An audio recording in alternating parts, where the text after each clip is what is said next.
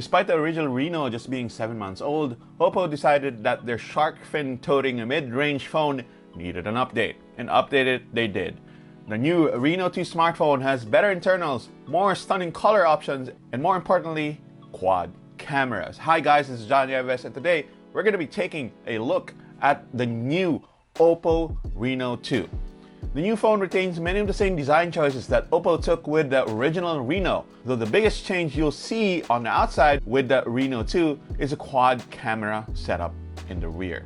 Instead of just 2 cameras, there are now 4. A 48 megapixel high-resolution f1.7 aperture main camera with a Sony IMX586 lens that has OIS and EIS, a 13 megapixel f2.4 telephoto lens with OIS and 2x optical zoom, an 8 megapixel ultra wide angle camera, and a 2 megapixel dedicated portrait lens. Of course, there's still that unique shark fin camera module on top that houses that 16 megapixel selfie camera. The second difference here is that the Reno 2 launches with more colorways than the original, with phones being available in Ocean Heart, Misty Powder, and Sunset Pink, which is the color that was handed to us. The Reno 2 also has a slightly larger and improved dynamic AMOLED panel as well, with the display now measuring in at 6.55 inches. There's plenty more changes on the inside of the Reno 2 as well, with the phone now sporting a Qualcomm Snapdragon 730G over a Snapdragon 710 in the first phone. RAM now comes in at 8 gig, while storage is at 256 gig. Battery also gets a slight bump to 4000 mAh as well, from 3750 mAh from the previous phone. One of the biggest reasons you'd want to pick up the Reno 2 is the fact that it has super smooth video stabilization built into the main camera. That means you'll be able to get super smooth shots at the expense of reduced field of view due to cropping for electronic image stabilization. We took it out for a spin ourselves in an ATV course provided by OPPO, and even with the limited light at 5:20 p.m., the Reno 2 did a great job in capturing smooth video.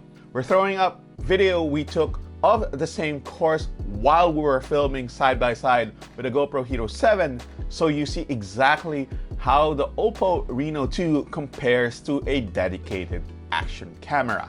Obviously, the action camera had a wider field of view, but the Reno 2's stabilization was impressive considering the amount of bumps we were hitting intentionally and the terrible amount of light we had during the course. Unfortunately, the ultra stabilization only works for the main camera and not for the selfie camera or all the other cameras, which is a shame. The Reno 2 also produced excellent photos during our limited time with it, which we are now throwing up on the screen. The phone's quad cameras are pretty impressive, but again, we need more time with it to deliver our full verdict to see if they are worth it or not. Overall, the Reno 2 is a great upgrade to the slightly anemic first phone, though we do wonder about price. In India, the Reno 2 is priced at an equivalent of 26,800 pesos without taxes and duties.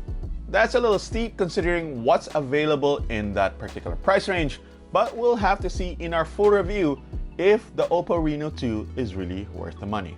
Thank you very much guys for watching.